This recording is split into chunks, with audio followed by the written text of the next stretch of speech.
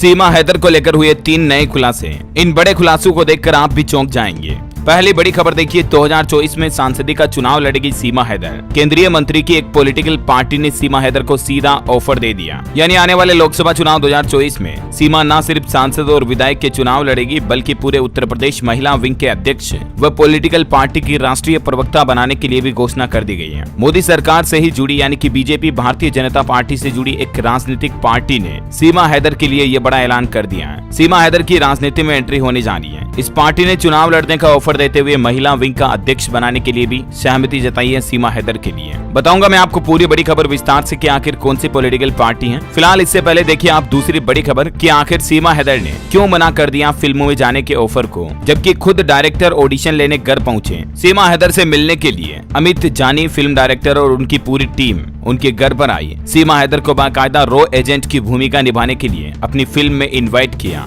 और न सिर्फ सीमा को बल्कि उसके पति सचिन को भी फिल्म में कुछ अहम रोल किरदार निभाने के लिए निमंत्रण दिया। लेकिन घर आकर ऑडिशन देने के बावजूद भी सीमा हैदर ने फिल्म में काम करने के लिए मना कर दिया, मानो घर पर आई लक्ष्मी को ठुकरा दिया हो। आखिर ऐसा क्यों? इस वक्त की सबसे बड़ी खबर आ रही है सीमा हैदर को लेकर नया खुलासा देखिए आप। रॉ एजेंट बनेगी सीमा हैदर, ए टेलर स्टोरी। ये राजस्थान के उदयपुर का एक मामला था, आपको पता होगा। कन्हैया लाल साहू की जो घटना हुई उसी पर आधारित ये फिल्म है और उसी फिल्म में रॉ एजेंट की भूमिका किरदार निभाने के लिए प्रोड्यूसर अमित जानी ने सीमा हैदर को इनवाइट किया। ये देख सकते हैं आप कुछ तस्वीरें। सीमा हैदर के घर गए बाकायदा प्रोड्यूसर और फिल्म में काम करने का ऑफर दिया। घर जाकर के ही सीमा का ऑडिशन भी लिया। अच्छा, मुंबई में बॉलीवुड में हकीकत हालात ये हैं, आप पता कर लेना सर्च करके इंटरनेट पर। ऑडिशन देते देते जिंदगी निकल जाती है, लेकिन फिल्मों में कुछ रोल नहीं मिल पाते हैं। लेकिन सीमा हैदर को घर आकर के प्रोड्यूसर खुद इन्वाइट कर रहा, ऑडिशन ले रहा। फिर आखिर सीमा हैदर फिल्मों में जाने के लिए क्यों मना कर रही है? क्या राजनीति में जाने का इतना ही इंटरेस्ट है सीमा को? देखिए जरा इस वक्त की बड़ी रिपोर्ट सामने है। ये तस्वीर है सीमा ने प्रोड्यूसर अमित जानी के जाने के बाद उनके पैर छुए, उनसे आशीर्वाद लिया। उनके घर गए थे नोएडा के रबूपुरा में। फिर प्रोड्यूसर अमित जानी ने सीमा को भगवा रंग का कपड़ा भी पहनाया। अमित और सीमा ने साथ में बैठकर फिल्म के स्क्रिप्ट के बारे में बातचीत की।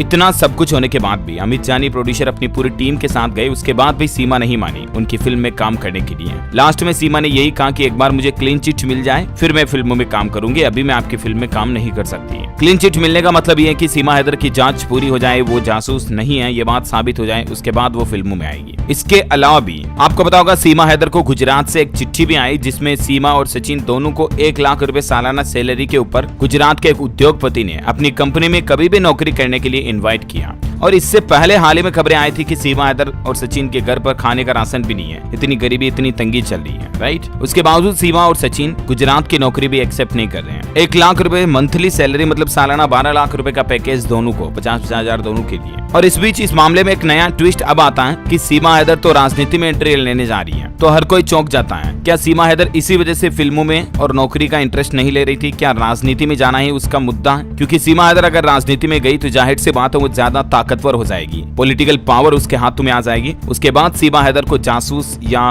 पाकिस्तानी एजेंट साबित करना तो बहुत मुश्किल हो जाएगा। हालांकि राजनीति में जाने का सफर भी सीमा हैदर के लिए इतना आसान नहीं होने वाला है। हर तरफ से जांच होगी और भारतीय नागरिकता अगर सीमा हैदर को मिलती है तो उसके बाद ही सीमा हैदर पॉलिटिक्स में एंट्री ले पाएंगी। एक पॉलिटिकल पार्टी है जिसका नाम है आरपीआई, जो कि बीजेपी के साथ गठबंधन में भी है, Republican party of India. RPI के राष्ट्रीय प्रवक्ता किशोर मासूम ने सीमा हैदर को उन्होंने अपनी पार्टी में शामिल करने की मंशा जताई, इनवाइट किया। किशोर मासूर का कहना कि अगर सीमा निर्दोष पाई जाती है तो बाकायदा वो भारतीय नागरिकता मिलने के बाद उन्हें अपनी पार्टी की राष्ट्रीय प्रवक्ता भी बनाएंगे। मतलब जैसे कांग्रेस की ताकत राहुल गांधी, सोनिया गांधी के हाथों में है ना, वैसे राष्ट्रीय प्रवक्ता बनने के बाद आरपीआई पार्टी की मुख्य कर्ता धर्ता यही बनेगी सीमा हैदर। यहाँ तक कि किशोर मासूर ने यह कहा कि अगर इटली से आकर सोनिया गांधी भारत में राजनीति कर सकती हैं और प्रधानमंत्री पद की दावेदार हो सकती हैं, तो ऐसी स्थिति में पाकिस्तान की सीमा हैदर राजनीति में क्यों नहीं आ सकती? अगर सीमा हैदर को भारत की नागरिकता मिलती है, उसके ऊपर आरोप सिद्ध नहीं होता, तो हम उसे उत्तर प्रदेश महिला विंग का अध्यक्ष बनाएंगे, हमारी पॉलिटिकल पार्टी में लाएंगे। क्या ये कहीं पूरी कोई साजिश या प्रोपेगेंडा का माया जाल तो नहीं? आपको क्या लगता है दोस्तों, हमारे पड़ोसी देश पाकिस्तान के कोई नागरिक को जो सालों तक पाकिस्तान में रहा हो, उसको भारत के पॉलिटिक्स में इतने ऊंचे लेवल पर, उतने ऊंचे पद पर बिठाना क्या भारत की लोकतांत्रिक व्यवस्था के लिए सुरक्षित हो सकता है? क्योंकि पाकिस्तान है वो भी स्पेशल दूसरा देश हो तो फिर देखे जाता। आपकी क्या राय विचार है मुझे नीचे कमेंट करके बताइएगा। और ये सीमा हैदर से जुड़ी 3 बड़ी खबरें आपको जानने मिलेगी। वीडियो को लाइक और शेयर करना, DLS न्यूज चैनल को सब्सक्राइब करके बेल आइकन जरूर दबा देना। जय हिंद, जय भारत, वंदे मातरम।